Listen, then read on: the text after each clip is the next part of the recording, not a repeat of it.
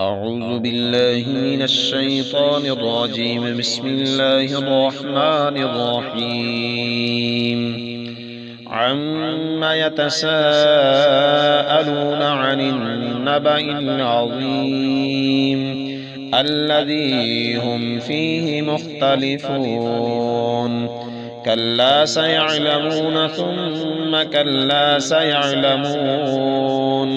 ألم نجعل الأرض مهادا والجبال أوتادا وخلقناكم أزواجا وجعلنا نومكم سباتا وجعلنا الليل لباسا وجعلنا النهار معاشا وبنينا فوقكم سبعا شدادا وجعلنا سراجا وهاجا وأنزلنا من المعصرات ماء ثجاجا لنخرج به حبا ونباتا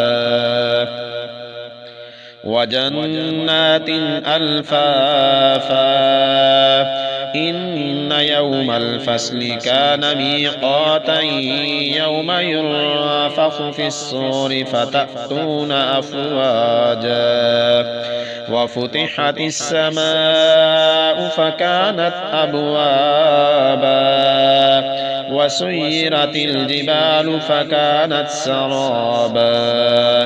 إن جهنم كانت مرصادا للطاغين مآبا لابثين فيها أحقابا لا يذوقون فيها بردا ولا شرابا إلا حميما وغساقا جزاء وفاقا.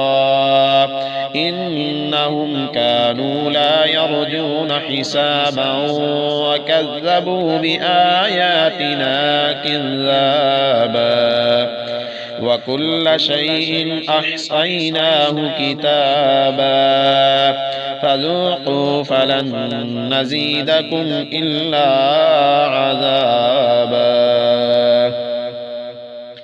إن للمتقين مفازا حدائق وأعنابا وكواعب أترابا وكأسا دهاقا لا يسمعون فيها لغوا ولا كذابا جزاء من ربك عطاء حسابا. رب السماوات والأرض وما بينهما الرحمن لا يملكون منه خطابا. يوم يقوم الروح والملائكة صفا لا يتكلمون إلا من أذن له الرحمن وقال صوابا. ذلك اليوم الحق فمن شاء اتخذ إلى ربه مآبا.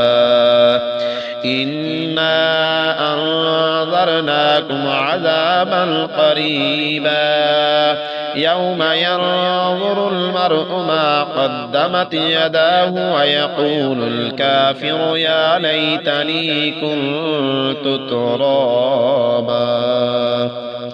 صدق الله العظيم.